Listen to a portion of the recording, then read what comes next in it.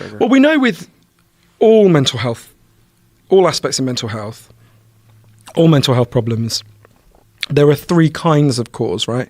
There's, in my book, Lost Connections, which is about depression and anxiety, is a lot about this.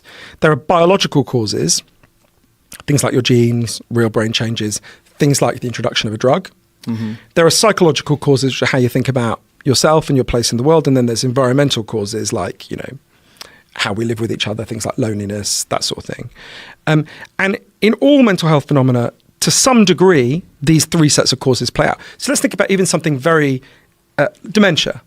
Dementia obviously has a heavy biological driver, right? Mm-hmm. Dementia is a physical degeneration of the brain or a disease like Alzheimer's.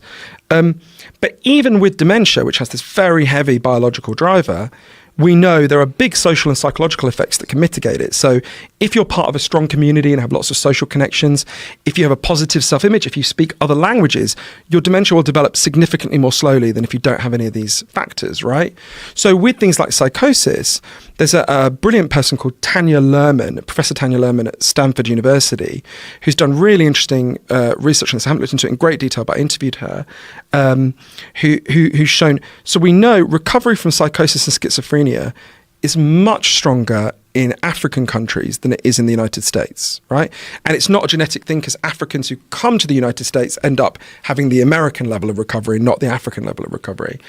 And to learn more on this, check out my book, an audiobook on depression, Lost Connections.